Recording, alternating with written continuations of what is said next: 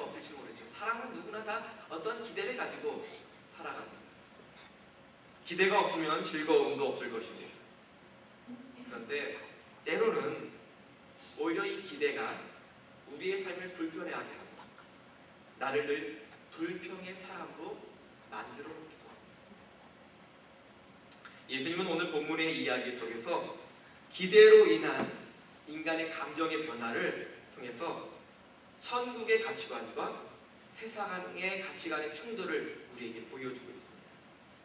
오늘 본문의 내용은 이렇죠. 어떤 포도원 주인이 있었습니다.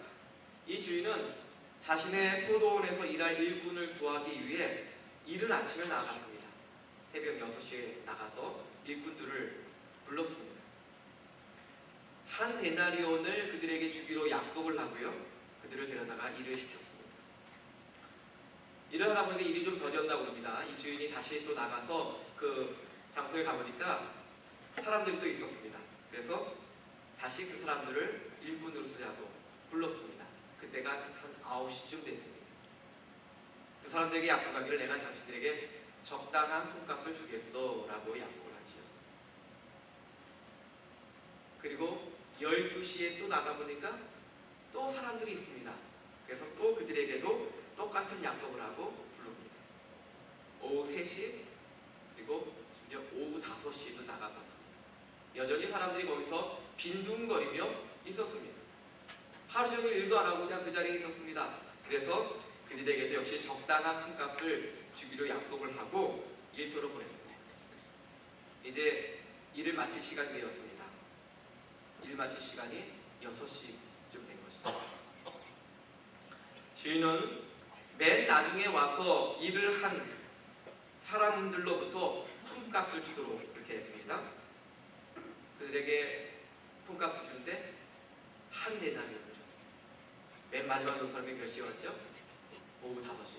1시간 일한 사람에게 한 데나리온을 줬습니다. 그리고 오후 3시에 온 사람에게도 또 한 데나리온을 줬습니다. 이 장면을 보고 있던 맨 처음에 와서 오래도록 하루 종일 일한 사람들이 은근히 이런 기대를 합니다. 우리는 일찍 와서 많은 일을 하였으니 조금 더 품값을 받을 수 있겠구나 이 기대를 하죠. 그런데 주인이 그 맨 처음에 온 사람에게 품값을 지불하는데 똑같이 한 데나리온을 지급했습니다. 그러자 그들이 그것을 받고 나서는 주인에게 투덜거립니다. 마지막에 와서 이 조금밖에 일하지 않은 이 사람들과 우리를 똑같이 대우합니까? 이것이 가당한 일입니까? 온종일 찌는 더위 속에서 수고한 우리들에게 이렇게 똑같이 대우를 하는 것은 옳지 않습니다. 그렇게 불평을 해요. 그때 주인이 대답을 해줍니다. 그것이 오늘 읽은 본문의 말씀이죠. 친구요, 나는 그대에게 부당하게 대하는 것이 아니라 그대는 나와 얼마 약속했습니까? 한 데나리온에 약속했지 않습니까? 그러니 내가 당신이 약속한 품값을 그대로 지불하는 것이죠. 그대에게 주는 것과 똑같이 마지막 사람에게 주는 것이 나의 뜻이요. 내 것을 가지고 내가 내 마음대로 못한단 말이요. 내가 후하기 때문에 당신의 눈에 거스린단 말이요. 내 선한 일이 당신의 눈에는 악한 일로 보인단 말이요. 이것이 주인의 대답이었습니다. 예수님은 이것을 비유로 말씀해 주셨죠. 이 비유는 천국에 관한 비유로 알려져 있습니다. 천국에 들어갈 때 먼저 믿은 사람이나 나중에 믿은 사람이나 주님을 믿기만 하면 똑같이 하나님의 나라를 누리게 된다는 말씀입니다. 예수님은 이것을 천국에 관한 비유로 말씀해 주셨지만 또한 이 가르침은 우리에게 천국의 가치관과 그리고 우리 세상의 가치관의 충돌을 그대로 보여주고 있는 것이죠. 오늘 본문을 통해서 우리는 세 가지 부류의 사람을 구분해서 볼 수 있습니다. 첫째는 일찍 와서 일을 많이 한 사람들. 그리고 둘째로는 늦게 와서 조금밖에 일하지 않은 사람들. 그리고 세 번째로는 은혜를 베풀어서 행복을 나눠준 이 포도원 주인. 이 세 가지 부류의 사람들이죠. 첫 번째 부류의 사람을 먼저 한번 살펴보지요. 그들은 우리 주변에 가장 널리 펴져 있기도 하고 바로 우리 자신의 모습이고 없습니다.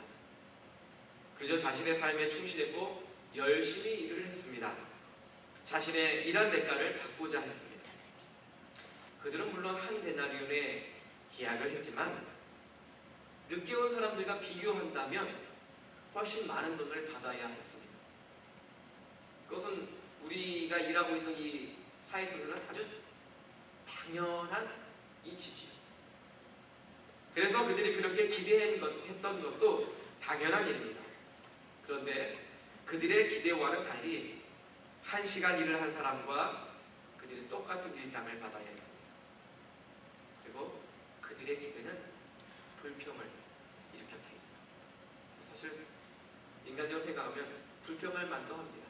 우리라도 불평할 것 같아요. 그 상황이 처해진다면 누구나 다 불평할 것 같습니다.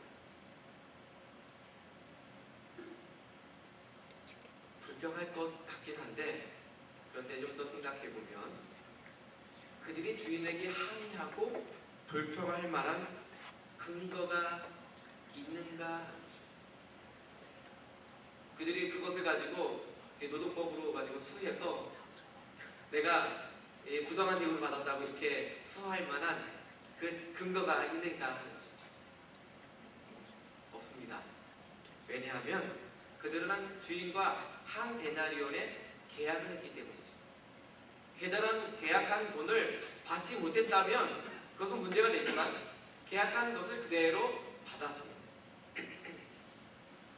한 데나리온은 보통 노동자 하루 품값입니다.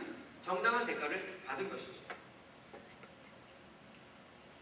그런데 왜 그들 안에 불평의 감정이 생겼습니까? 왜 불평했습니까? 그것은 그들 스스로 판단을 하고 기대를 했기 때문입니다.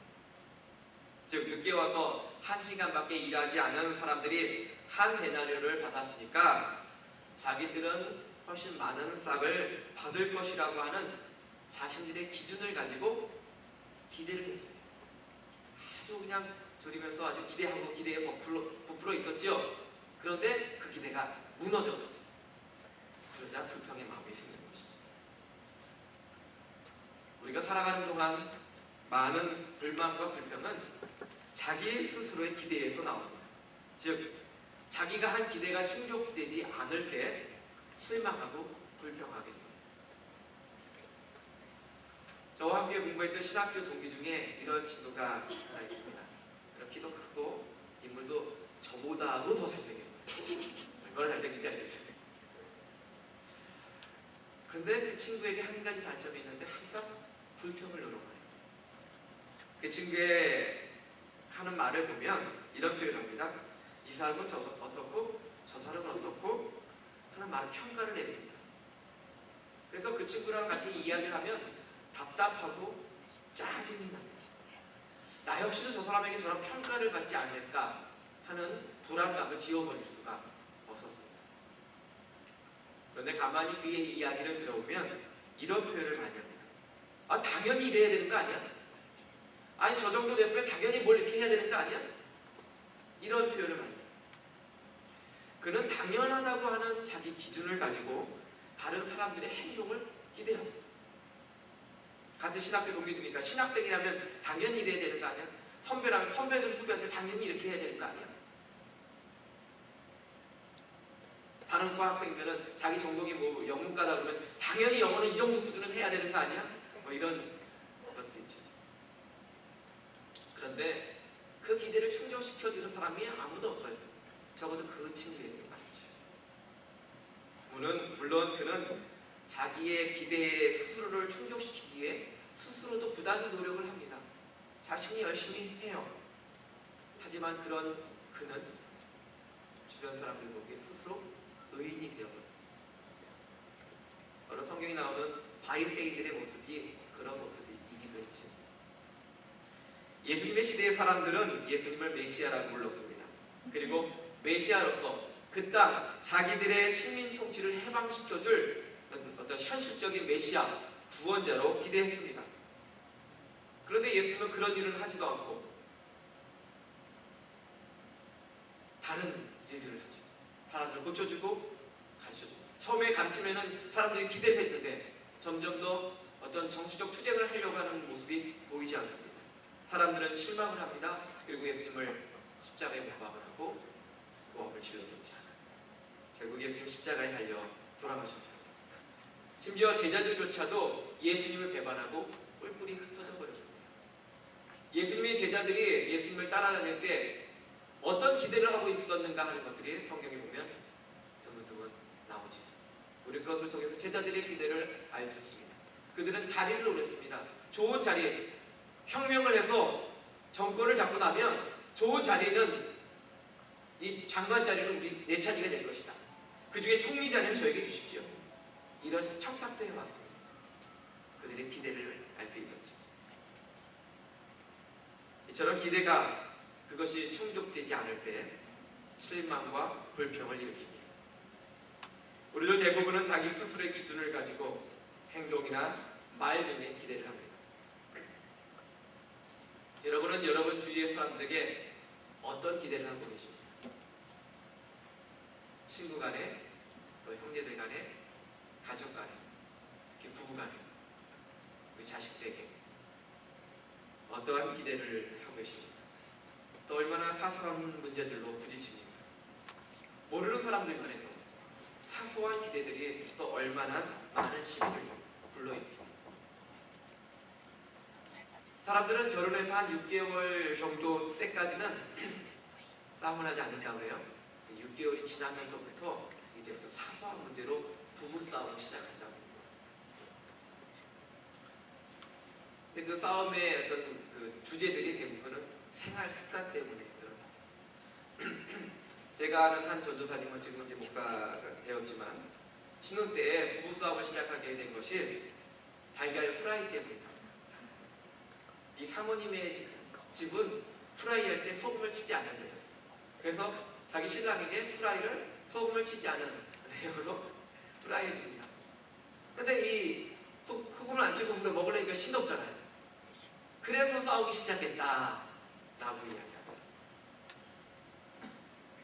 이제 지금은 그걸로 안 싸우겠지만 둘 중에 한 사람이 포기했겠죠. 소금을 넣어줬든지 아니면 그냥 먹든지 포기했겠죠.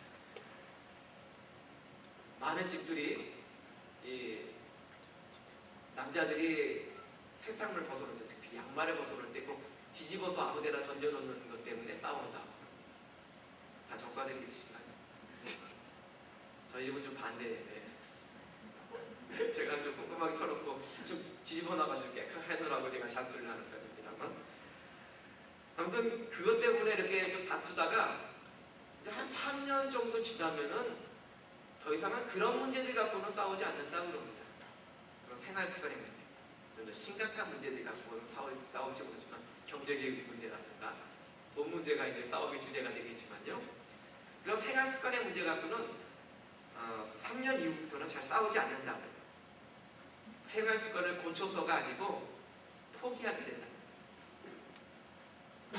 해도 이제 안 들어먹는구나. 에이 귀찮다. 이제는 내 입만 아프지. 하지 말자. 포기하고 그냥 적응하며 살아가게 된다는 것입니다.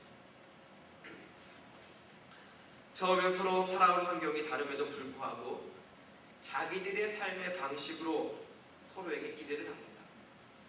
그러다가 나중에는 결코 그 방식들이 바뀔 수 없으며 우리가 서로 다르다는 사실을 깨닫게 되는 거죠.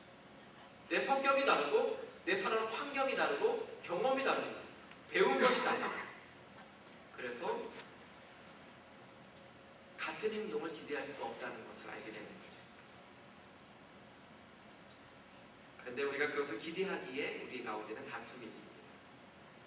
각자의 기준이 존재하는 기대는 불만을 쌓이게 하고 다툼을 불러일으키는 원인이 됩니다. 그러므로 우리는 기대하기보다는 있는 모습 그대로 상대방을 바라볼 수 있어야 됩니다. 그 사람의 모습 그대로 그 사람을 바라볼 수만 있다면, 그런 눈을 우리가 키운다면 우리 안에 어떤 실망, 불평, 짜증, 원망 등이 상당 부분 사라지게 될 것입니다. 그 기대는 결국 나에게 손을 주죠. 기대가 많을수록 내가 답답해지는데 사실 그것이 잘 해결되지 않습니다. 여러분 한번 이런 생각을 가져보십시오. 하나님께서 만일 나를, 여러분을 있는 모습 그대로 보지 않으시고 어떤 기대를 잔뜩 가지고 바라보신다면 어떻게 되었을까? 그래, 아무개 목사는 내가 특별히 세워서 목사를 세웠으니까 이 정도 열정은 내고 살아야지. 하나님, 나에게 그런 기대 하시죠. 아무개 집사는, 아무개 장로는, 아무개 성도는 내가 이 정도 축복을 줬으니까, 물질 축복도 이렇게 줬으니까 11조는 물론이고 매달 감사원금 10,000불씩은 해야지. 그렇게 하나님께서 기대하신다면 어떻게 하겠습니까? 그런데 과연 내 모습은 하나님이 원하시는 모습만큼 그렇게 충실히 살고 있는, 하나님께서 사랑하라고 하셨는데 내 아내를 사랑하고 남편을 사랑하고 내 이웃을 사랑하라고 했는데 과연 그만큼 기대에 부응하기 위해서 열심히 살고 있는가? 주님께서 우리에게 주신 은혜대로 우리에게 기대하신다면 우리는 그야말로 모조리 싹 사라질 수밖에 없습니다. 하나님께서도 처음엔 우리 인간에게 그런 기대를 가지셨었어요. 그래서 하나님의 법을 적용해 보셨어요. 하나님의 기대에 부응하지 못한 인간들을 홍수로 싹 쓸어버리셨어요. 저들이 처음 너무 죄를 많이 짓는구나, 하나님 화가 나셔가지고 골라가지고 노아 가족만 구하고요, 나머지는 부응하지 못하니까 다 쓸어버리셨어요. 그런데도 안 되더라는 겁니다. 다 쓸어버렸는데 이 노아의 가족으로부터 나오는 이 자손들도 또 죄가 일어나요. 하나님께서 그 모습을 보시고, 인간의 그런 모습들을 보시고 수위하시면서 이렇게 말씀하시죠. 창세기 8장 21절 말씀을요, 제가 표준 세번역 성서로 읽어보겠습니다. 다시는 사람이 악하다고 하여서 땅을 저주하지는 않겠다. 사람은 어릴 때부터 그 마음의 생각이 악하기 때문이다. 다시는 이번에 한 것 같이 모든 생물을 없애지는 않겠다. 그리고 하나님은 우리에게 기대하기보다 차라리 당신께서 우리를 구원해 주실 방법을 찾으셨죠. 그것이 무엇입니까? 예수 그리스도의 오심입니다. 우리를 기대했는데 기대가 안 되니까 안 되겠구나, 내가 내려가서 저들을 구해야겠구나, 사랑을 가지고 우리를 구하고 최소한 그 내가 사랑으로 너에게 갔다는 사실만 너희들이 인정하고 믿으면, 나의 존재를 인정하기만 하면 너희들은 구원받는다. 이것이 유일한 방법이다. 더 이상 어떤 기대하지 않겠다. 왜요? 기대해봐야 하나님의 그 기대에 부응하지 못할 것이 뻔하기 때문에. 그것이 하나님 우리에게 베푸시는 일. 오늘 성서에는 두 번째 사람들이 있음을 말합니다. 그들은 기대하지 않은 은혜를 받아서 기쁨을 경험한 사람들입니다. 그들은 늦게 와서 어떤 사람은 1시간, 어떤 사람은 4시간, 3시간 밖에 일을 하지 않았지만 온종일 일을 한 사람과 똑같은 삭스를 받았습니다. 한 데나리오를 받았습니다. 성경이 그들에 대해서 표현하지 않습니다만은 여러분 한번 생각해보세요. 그들이 얼마나 기뻤을까? 얼마나 좋아했을까? 당연하다고 이렇게 목이 힘주고 있었을까요? 너무 기뻤을 것입니다. 기대가 실망을 불러일으킨다면 기대하지 않았던 좋은 일은 우리에게 큰 기쁨을 가져다 줍니다. 사람들에게 큰 만족감을 주고요, 아주 행복하게 만들어줍니다. 우리의 감정이 그렇다면 우리 주변에 있는 다른 사람들도 마찬가지일 것입니다. 우리가 상대를 기쁘게 할 좋은 방법은 기대조차 하지 않는데 베풀어주는 그런 은혜들입니다. 오늘 본문의 주인이 이런 베품을 적절히 나눈 사람이었죠. 은혜를 베푼 주인이 세 번째 생각해 볼 사람입니다. 주인은 공의와 함께 사랑을 동시에 실행한 사람입니다. 약속한 것을 올바로 주었고 부족한 자들에게조차 같은 값을 베풀어 줌으로써 기쁨까지 나눠주었습니다. 주인의 행동에 대해서 우리의 가치관으로 본다면 이해할 수가 없습니다. 이해가 되진 않아요. 수고한 대로 받아야 되는 건 아닙니까? 그렇다면 주인은 무슨 생각으로 그렇게 하였어요? 수고한 대로 그냥 10분의 1 데나리온만 줬어도, 아니면 좀 적당하게 한 3분의 1로 해가지고 3분의 1 데나리온만 줬어도 그들 충분히 기뻐했을 텐데 왜 똑같이 한 데나리온을 주었을까? 주인은 늦게 와서 1시간밖에 일을 하지 않았다고 하는 객관적인 사실을 검토하기보다 1시간이라도 열심히 수고하였고 집에는 그들을 기다리는 가족이 있음을 생각하였을 것입니다. 우리 이런 추측은요, 장터로 나가서 일자리를 주던 때의 대화를 살펴보면 충분히 짐작할 수가 있습니다. 6절을 보면, 앞에 6절을 보면 그들이 왜 이렇게 그들의 모습을 보면서 아직도 사람들이 빈둥거리고 있었다 하고 표현합니다. 그래서 왜 이렇게 있느냐라는 질문에 그들은 아무도 일을 시켜주지 않아서 그렇다고 대답을 합니다. 그 포도원 주인이 나갔던 장소가 어디입니까? 항상 가면 일꾼을 구할 수 있는 곳, 즉 인력시장. 여기 홈디퍼에서는 제가 그들을 못 만났지만 LA에 있을 때 홈디퍼 가면요, 일꾼들이 많아요. 100 사람들이 많이 기다리고 있어요. 아침에 가도 있고요, 오후에 가도 있어요. 그래서 차만 들어가면 도와줄 거 없냐고 부릅니다. 그래서 와가지고 자기는 플러빙도 잘하고 드레이도 잘하고 페인트 잘하고 다 잘한대요. 막 자기 써달라고. 바로 인력시장이죠. 그들은 일자리를 구하기 위해서 나왔지만 일을 얻지 못했습니다. 하루하루 품을 팔아서 생활을 연명하는 일용 노동자에게 일이 없다면 그것은 곧 굶주림을 의미합니다. 더욱이 그들이 한 가족의 가장이라면 그들의 가족 역시 굶어야 합니다. 그러기에 그들은 그 인력시장을 떠날 수가 없었습니다. 혹시라도 조금이라도 일할 기회를 줘서 그래도 내 아이라도 밥을 먹일 수 있겠지. 나는 굶어도 우리 자녀들이라도 먹을 걸 좀 줘야지. 떠나지 못하고 기다릴 것입니다.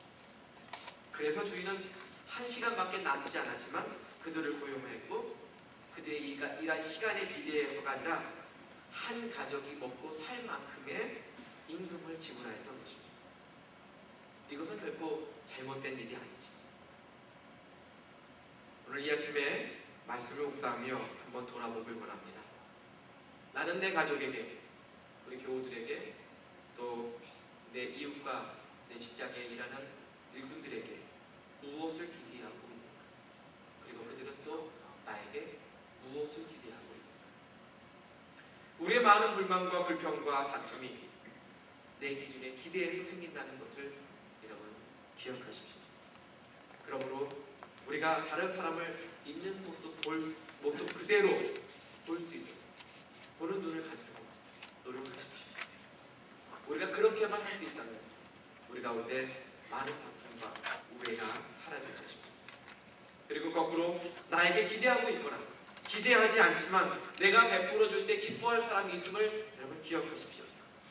그것은 우리로 하여금 더욱 넓은 사랑을 가능하게 해줍니다. 오늘 본문의 주인이 그랬던 것처럼 우리는 외적인 조건이나 논리로서 사람을 대하기보다는 사람을 중심으로 그 사람의 입장과 처지에서 그들에게 필요한 가장 적절한 기쁨을 나누십시오. 그렇게 할 때 우리가 발을 딛고 살아가는 이 자리가 천국이 될 것입니다.